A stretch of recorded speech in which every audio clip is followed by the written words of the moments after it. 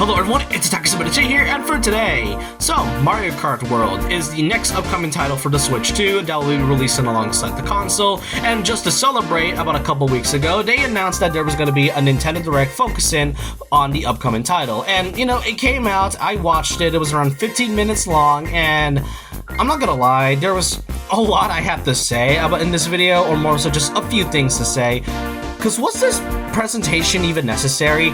I watched all 15 minutes of it, and all they could really say is that it only shows us a few new features that wasn't shown from its initial announcement, and then the rest are things that we kind of already know from the Switch 2 presentation. This Direct didn't really feel as it was necessary. Now, was it a bad presentation? Oh no, really, it's not too bad. It was decent at best. Was it overhyped? Absolutely. Especially throughout the past couple of weeks, ever since the prices of the games and the accessories and even the console itself has been kind of skyrocketing so badly, especially with the whole tariffs thing that has been occurring for the past couple weeks since the Switch 2 was announced. It was a whole thing, really. But Mario Kart World's Direct felt overhyped, but that doesn't mean it's terrible. There are new few things that I kind of want to highlight in this video, so I'm just going to be talking about the ones that were new to me personally, just the ones that were shown in this presentation alone. First off is his character roster, which, okay, I already made a video talking about all the characters that will be appearing in this game. Pretty nice and all. However, that's not my issue, because the roster, while bizarre and amazing, there's just one issue I had with it. Because when I was talking about it in my latest video, I mentioned that the roster was a mess due to the fact that the costumes were in their own separate slots. And I saw footage of it from the, hands-on presentation, the hands-on preview, and even some gameplay footage of the roster, and all I could say is that the selection screen is a bit of a mess because of the costumes. Well, in this one alone, it seems that it's just going to be the case. Now, in order to unlock these costumes, you just have to get this small paper bag while you're racing or in like free roam, and you can just unlock the costume that way. That is nice, but then if you look at the actual roster, everything else is cluttered. There's a whole lot of characters in this one, which is making a really large roster. I am glad of that, but why couldn't they just be in their own sub-slot? I mean, they did that with Yoshi and Shy Guy in the last game. I don't know why we need separate slots for characters who are in costumes. Sure, they're really cool and well designed, but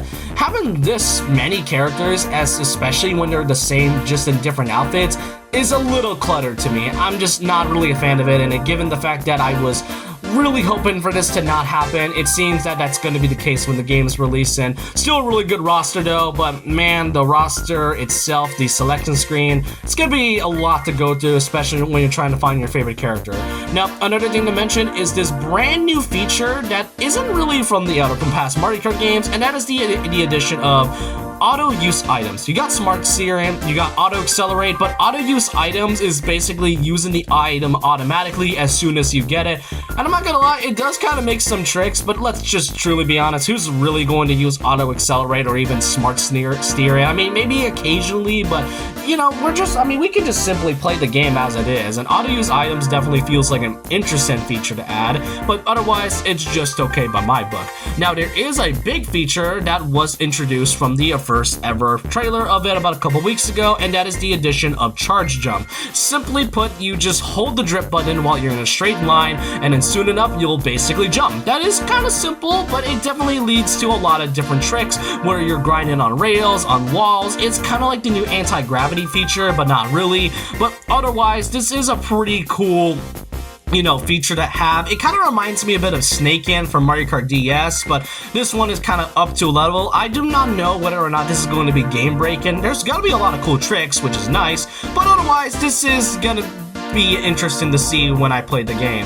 However, there is a new feature for those that kind of might not be able to use this, and that's the fact that we have a rewind feature. This is only available in solo races and free roam, and all I could say is, who's honestly going to use this? And from the footage I'm showing, it seems that the character was falling off after failing a trick, and here's the catch. You can basically rewind all the way back to when you messed up, but it will not affect other players. Kind of an interesting and unique addition to add in Mario Kart, but I'ma ask, who honestly is going to use this? I mean, if you fall, you simply fall. It's really not too much, and it only affects just the player, like the one who is racing with that character, and not everyone else. So I'm not sure why this is even a feature, but hey, I mean, a rewind is not too bad, I guess. It's not really that terrible, but definitely feels like an odd addition to add to this game.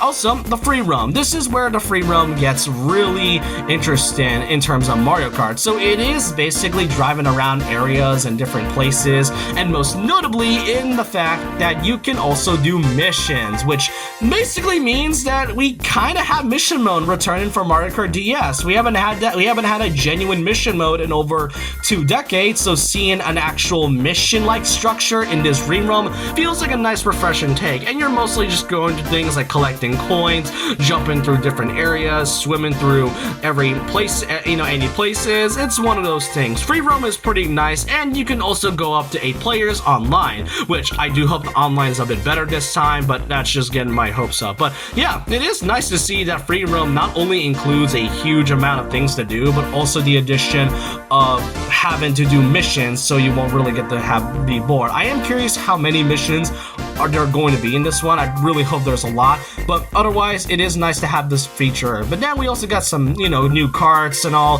The customization is gone from the last game, which is kind of disappointing, but at the same time I kind of get, since we have so many characters now.